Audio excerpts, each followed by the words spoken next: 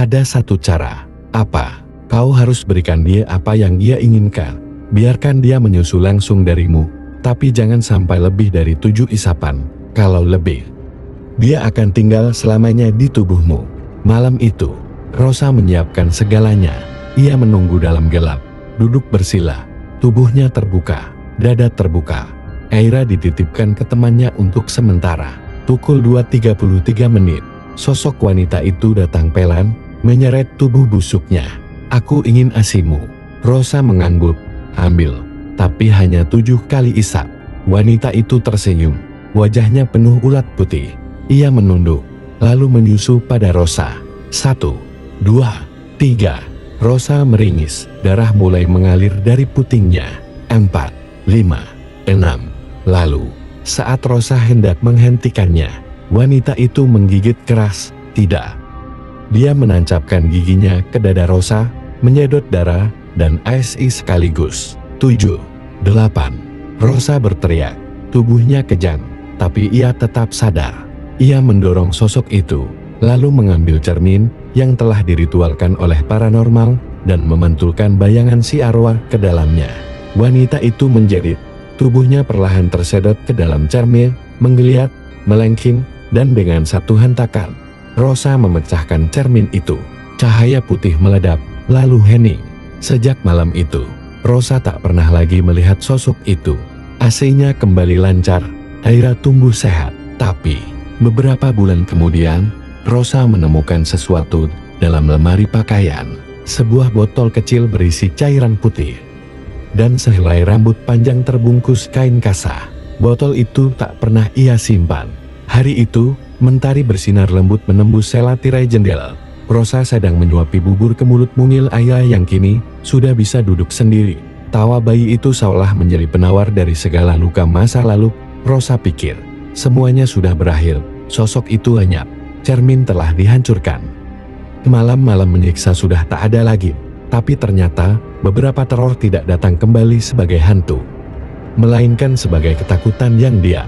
Sore itu, Rosa membereskan lemari lama yang belum pernah ia buka sejak pindah. Di sana, ia temukan sebuah kotak kecil, terbuat dari kayu jati, terkunci rapat, kuncinya telah berkarat, dengan obel. Ia memaksanya terbuka, dan di dalamnya, sebuah botol kaca mungil berisi cairan putih kental, seperti ASI yang telah mengering separuh. Di sisi botol tertera nama samar tertulis dengan tinta pudar, Aruna. Di bawah botol itu, ada sehelai kain kasa pembalut luka, dan seuntai rambut panjang kusut, basah seperti baru dijemur. Rosa menelan ludah, tangannya bergetar. Ia yakin barang-barang ini bukan miliknya, dan yang membuat bulu kuduknya merinding. Saat menyentuh botol itu, tubuh Aira tiba-tiba menangis sekeras-kerasnya dari kamar. Tangisannya bukan tangisan lapar atau lelah, tapi seperti ketakutan luar biasa. Rosa berlari ke kamar dan mendapati Aira menunjuk ke jendela. Di sana sekilas saja terlihat bayangan wanita bergaun putih rumah sakit itu. Tapi kali ini ia tak menatap Rosa, melainkan Aira. Beberapa hari kemudian, Rosa mengalami mimpi yang aneh. Ia berada di ruangan rumah sakit tua yang penuh bau besi karat dan tangisan bayi. Di ujung ruangan, seorang perempuan berdiri dengan tangan penuh darah, menggendong sesuatu. Tapi saat Rosa mendekat, bayi itu adalah gumpalan kain kasa basah yang meneteskan ASI dan ulat putih. Wanita itu berkata lirih, bayiku tak punya ibu, tapi anakmu bisa jadi milikku. Rosa terbangun sambil menangis. Ia tahu ini belum selesai, arwah itu belum benar-benar pergi. Ia menemui Naden lagi, namun rumah Naden kini kosong, jendela terbuka, dan di dalamnya hanya ada secari kertas bertuliskan, kalau kau menyimpan susunya, dia akan datang lagi, jangan biarkan ASI-nya tinggal di dunia. Rosa kemudian membakar botol itu, namun saat api menyala, ia mendengar suara tangis bayi di telinganya, sangat nyata, sangat menyayat. Dan malam itu, Aira mengalami kejang untuk pertama kalinya. Di rumah sakit, dokter tak menemukan penyebab medis apapun. Tubuh Aira sehat, tapi jantungnya berdetak tak beraturan. Rosa pun akhirnya tahu, ini bukan soal botol, atau rambut, atau cermin, ini soal pengorbanan. Arwah itu kehilangan bayinya, dan selama masih ada jejak ASI di dunia, dia akan terus datang, mencari ibu-ibu menyusui. Rosa mengambil keputusan berat. Malam itu, ia menyiapkan ritual terakhir. Ia membawa Aira ke rumah teman lamanya, lalu kembali ke apartemen 3 kolom tempat semuanya bermula. Ia duduk bersila di kamar, membuka bajunya, dan memanggil arwah itu untuk terakhir kalinya. Ambil apa yang kau cari, tapi jangan sentuh anakku lagi. Angin dingin menyapu ruangan, lampu padam, dan dari balik tembok, wanita itu muncul dengan mata berlinang darah. Aku hanya ingin menjadi ibu seperti kau. Rosa tak berkata apa-apa. Ia membuka kedua tangannya, dan wanita itu perlahan datang, menyusui untuk terakhir kalinya. 1 isapan, 2, 3. Tapi kali ini Rosa tak menghitung. Ia membiarkan dirinya menjadi wadah terakhir. Saat darah mulai menetes dari putingnya, ia menahan sakit itu dengan seluruh kekuatan. Wanita itu menyusul seperti bayi. Tangisnya berubah menjadi tenang, lalu tubuhnya perlahan mengecil, menjadi seperti jasad bayi yang tenang tertidur, dan kemudian menghilang dalam pelukan Rosa.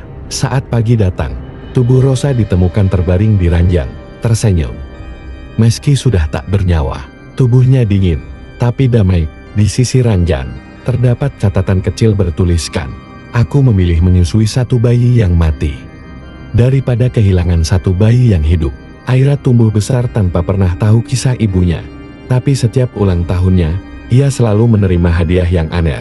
Selembar pita rambut panjang dan boneka bayi buatan tangan, tanpa tahu dari siapa. Dan di langit malam kota, kadang terlihat bayangan wanita dengan gaun putih, menatap ke jendela. Bukan dengan amarah, tapi dengan ketenangan yang dingin. Mungkin ia sudah menemukan damai. Atau mungkin ia hanya menunggu ibu menyusui berikutnya. Tamat. Cerita ini memang fiktif. Tapi apa yang dibawa oleh kisah seperti ini adalah bayang-bayang realita dari rasa kehilangan, obsesi, dan cinta seorang ibu yang tak pernah bisa mati. Terima kasih telah menonton hingga akhir. Jangan lupa subscribe, like, dan share cerita ini jika kalian suka dengan kisah-kisah horor misterius yang membawa kita pada batas tipis antara hidup dan mati. Dan ingat, kalau tengah malam nanti kalian mendengar suara pompa ASI menyala sendiri, jangan menoleh ke belakang, karena bisa jadi dia sudah menyusu dari kalian.